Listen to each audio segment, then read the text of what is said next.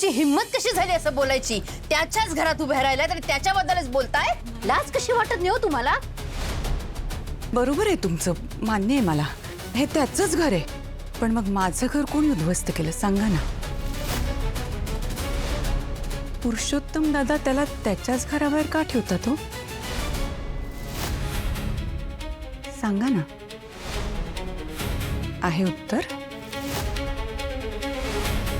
एक मिनिट, हा आमच्या घराचा प्रश्न आहे आणि त्याच्यामध्ये तुम्हाला पडायची काही गरज नाहीये. आमच्या घरात कुणाचं कुणाशी पटतं, कुणाचं कुणाशी पटत नाही, हा तुमचा प्रॉब्लेम नाहीये. त्यामुळे याच्यामध्ये पडायचं नाही ना. आणि मला चांगलंच माहिती आहे काय नाटकं करून तुम्ही या घरामध्ये आलेला आहात ते. या घरामध्ये राहायचं असेल तर नीट राहायचं, आमच्यामध्ये आग लावायचा प्रयत्न नाही करायचा. काय मी प्रीती प्रीती अगं बघ अगं, ह्या काय बोलतायत? अहो मी कशाला तुमच्यात आग लावीन?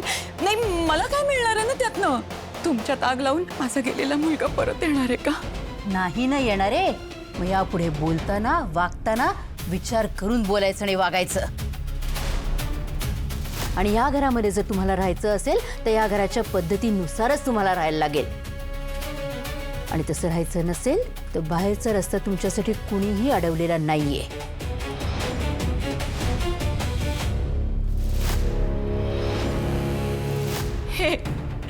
हे असंच नेहमी घालून पाडून बोलता तुम्ही मला. मला माहितीये ना, काही ना काहीतरी निमित्त काढून मला घराबाहेर कसं काढता येईल याचाच विचार करता तुम्ही. बघ प्रीती, म्हटलं होतं ना मी तुला, मिळाला यांना मुद्दा. आता काढतील मला घराबाहेर. हे असंच आहे सगळं. हे श्रीमंत लोक फक्त खोटा बडेजाव करतात आणि आपल्यासारख्या साध्या माणसांना हिडवतात. बास हा, बास आता. खूप बोलताय, खूपच बोलताय. आतापर्यंत खूप माणसं बघितलीत मी, पण तुमच्यासारखा मतलबी आणि स्वार्थी माणूस मी पहिल्यांदा बघतेय. जरा देवाला तरी घाबरा. लाज लज्जा शरम सगळं कोळून पेलयत का इतक्या वर्षात?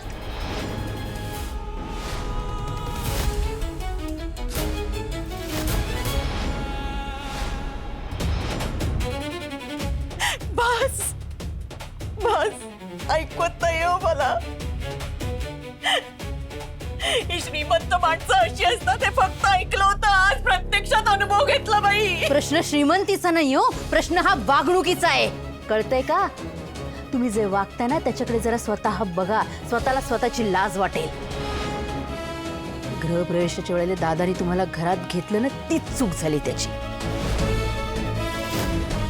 तरी त्याला सांगत होते ह्यांना घरात घेऊ नको, ऐकलं नाही त्यांनी माझं काही. मी बघते ना, या घरात आल्यापासून तुम्ही फक्त नाती तोडण्याच्याच गोष्टी करता. मी मात्र सगळ्यांना आपलंसं करून घेण्याचा प्रयत्न करत होते, पण नेहमी हे असं काहीतरी घडतं आणि माझ्या जीवाला घोर लागतो. मला वाटतं की तुम्ही हाकलून द्याल एक दिवस मला या घरातून. मला माझ्या लेकीपासून दूर करा. आधीच माझ्या मुलापासून मला दूर केलंय आणि आता ताई ताई हो, मी तुमच्या पुढे हात जोडते. मला या घराबाहेर काढू नका हो. सकाळी पूजा पार पडली, 2 तास नाही झाले तर भांडणं सुरू.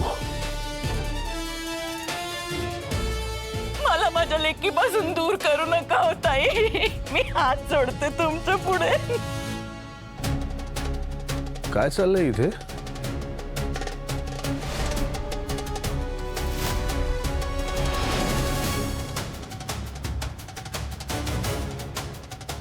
सुलू, काय चाललंय हे सगळं? त्यांना विचार दादा. तो दीप बद्दल वाटेल ते बोलत होत्या त्या. त्याच्याच घरात उभं राहून अधिकार कोणी दिलाय यांना असं बोलायला? आणि मी जरा काही बोलायला गेले की लगेच यांची नाटकं सुरू. त्याच्याबद्दल चांगलं बोलण्यासारखं काय आहे का? माझी खात्री आहे ते अगदी योग्य बोलत असणार, त्याची लायकीच ती आहे. आणि हे बघ सुलू, त्यांचा त्याच्यावर राग असणं अगदी साहजिक आहे ग.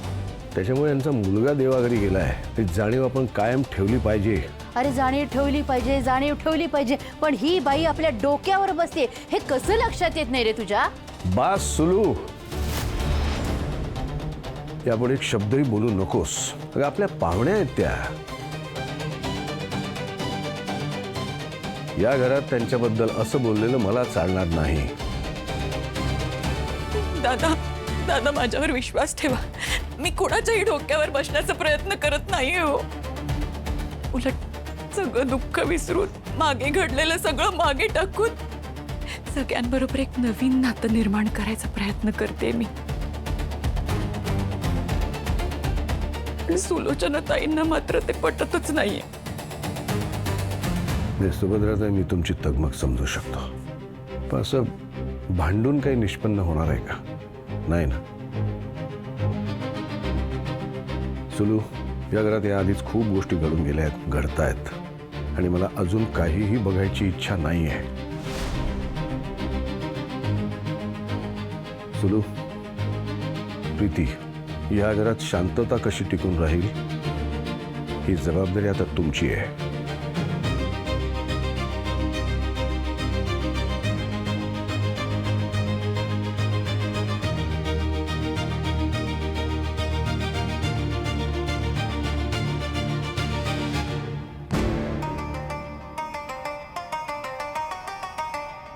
मिस्टर पुरुषोत्तम गायकवाड, आनंद तर आता विसराच, पण जे तुम्हाला बघायचं नाहीये म्हणताय ना, ते रोज तुमच्या नशिबात येणार आहे. आता हे लग्न करून या घरातल्या प्रत्येकाच्या चेहऱ्यावर आनंद बघायचा होता ना तुम्हाला.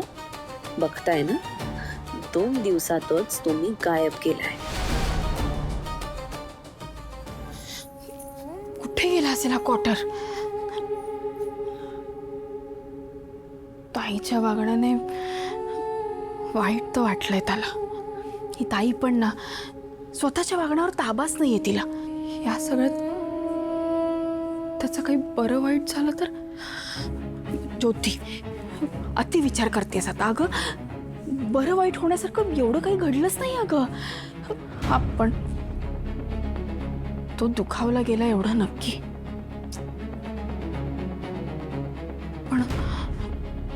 पण याच विचारात का गाडीने गेला असेल तर, आणि परत काही झालं तर? कुठे असेल हा? काय करत असेल?